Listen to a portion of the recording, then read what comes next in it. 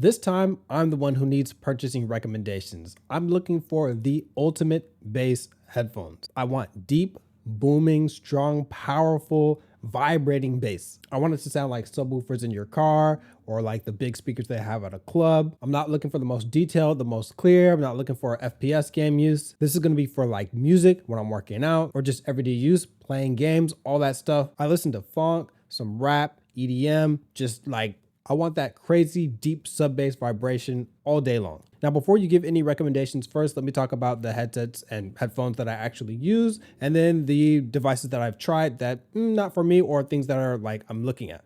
Now, this right here is my main device, the Audeze Penrose, and it's sold out right now on Audeze's website. You can still get it on Amazon, but this launched for $300. That's what I bought it for. Now, I think this thing is going to be discontinued shortly, and I'll explain why. They're actually coming out with a new headset, but this is the best headset or headphones that I've listened to. Like, I've had the Sony XM4. I've used a bunch of Sony devices, Beast devices, AKG. Like, I've used a lot, and the clarity and detail of this is just, it's ridiculous. Now, it's 100mm planar magnetic drivers, so these get really loud and they do get deep, but the volume, the EQ, this is the problem I have with this, and I'll go ahead and throw this up on the screen. The highs and the upper mids are like super harsh, especially the treble. It's like insanely loud. It's beyond what you need for it just to be clear. I feel like they just cranked it up like crazy just because they can. Oh, look how detailed it is. And it's like, it's really harsh. Now, if you like that type of sound, it's amazing. But if you really want that deep booming bass, well, you can get that. But what you have to do is you have to dip the highs. I actually personally have a crazy, ridiculous EQ curve that I use on these for everything except for FPS games. There's a reason I don't really share my EQ curves that much because they're not like recommendations, but everything over 500 Hertz, I actually dip that down by like 12. But even still with other devices, I don't even need to do it to this crazy degree.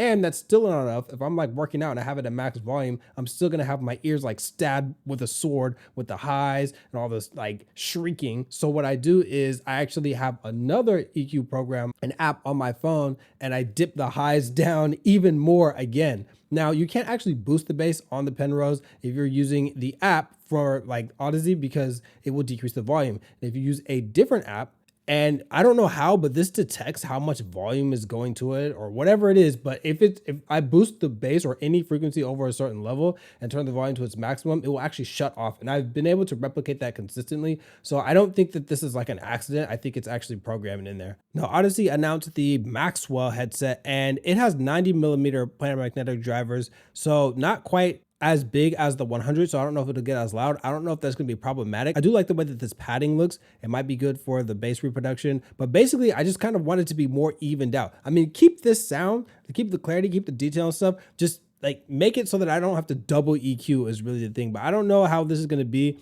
If you go down here, they do say that it has powerful bass and pinpoint precision, but who knows, you know, how true that's gonna be, because like every company always says that. I actually might pick up the Xbox One because I do have an Xbox now. But anyway, this is as close as I've gotten to like subs that are in my car. If I double down by dipping the highs and dipping the upper mids, I really love the sound of this. I wish I just didn't have to do that to that degree. And I wish that bass could get a little bit more vibration. Now, I really only use two different headsets or headphones at all. I have this is the Drop Plus Epos PC38X. I use this basically only when I'm playing on Xbox just because the Penrose doesn't connect to Xbox unless you have the Penrose X. And everything that I talked about this device, how I have to do that crazy stuff with the EQ to get it to sound how I like, this just sounds like that out the box. I love the bass that this has. It just has a little bit of issue when it comes to like the power. Like if you have an amp or something, like I was using the Arctis Nova Pro's DAC that comes with it, and if you boost that too much, just the volume too high,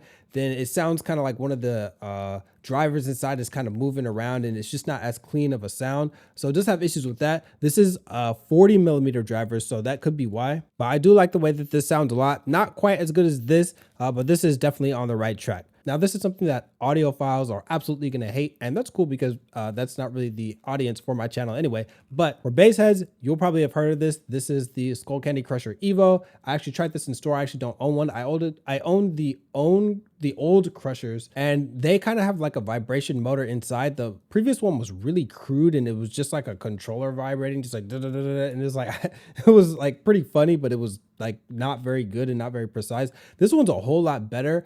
I didn't really actually end up picking it up. I didn't buy it because I was like, it's like the overall sound was okay.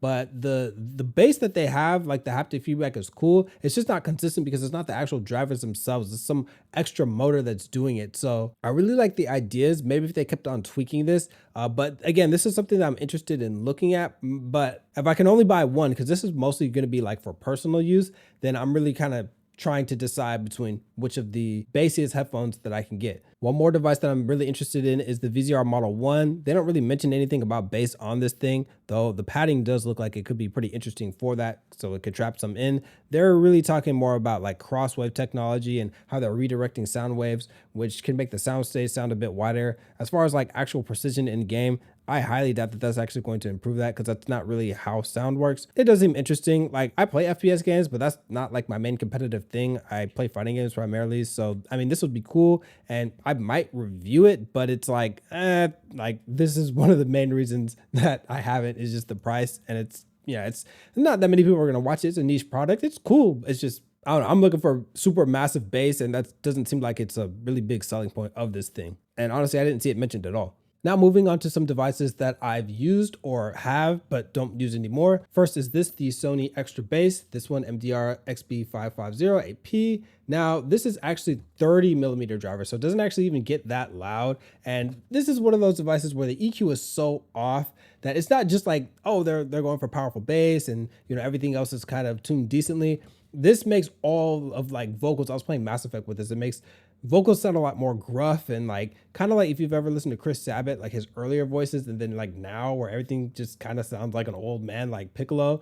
And it's just, yeah, it's the EQ is rough. It's kind of like the Razer Kraken, how it just kind of makes things deeper and more muffled, but not like in a powerful like sub bass way. It's just like a lot of bloat in the mid bass that like leaks into the other frequencies. Don't really like this. And like I said, it doesn't really get that loud. It's not that powerful, not that clear and deep and full, but it is quite distorted sounding. And moving on to some other devices that Sony has. This, I actually had really high hopes for this. This is the XB910N Extra Bass. They had the 900N, but they didn't have it in the store when I wanted to try. I heard that one actually is better. The bass on here is actually pretty weak. I think the Astro A40 actually has better bass than this thing. This is like okay, but it's not that strong, and it doesn't like vibrate really at all. It's actually really just a worse version of like this, the XM4, the XM5. I've tried both of these. Now the XM4 it's kind of like tame as far as the bass goes. It doesn't get that powerful, but it does, like as far as the sub bass, it does actually produce it. It's kind of like the Cloud 2, where it doesn't physically move that much, but it can produce some of the sub bass. The XM5, I don't know why, but this thing just like was like totally distorting when I was using it. It could have been the sample unit that they had in the store, but this thing I was like completely let down by it. So yeah, XM4, XM5, any of the Sony Extra Basses, probably I'm gonna skip those. I've also tried the Beat Studio 3. That was terrible. I tried Bose headphones. I don't know if I mentioned already, but I have the Sony MDR 7506. Everybody says it's like one of the most amazing headphones ever, that it's actually has completely anemic bass. And I've shown in all my headset reviews, I've got a ton of different headsets. So if you have any recommendations that aren't those, or something that you've just heard that's just like, this is ridiculous, this is like a hidden gem, crazy bass. One of the devices I was looking into was the Fostex Blue from Deconi Audio, but I don't really know anything about this device. And some people say that you really need an amp for it, but people say that you need an amp for everything, because that's just how audiophiles like to rock. They like to hit you up with that snake oil. But anyway, yeah, I don't really know much about this device. If anybody's tried it and it really has crazy, ridiculous bass, then I might be interested in it. Just let me know any super powerful, heavy bass headphones or a headset that you've tried, and I'll take a look at it. Might buy it, might not. But if there's any way that I can listen to it beforehand, then I'll definitely try to do that if I can.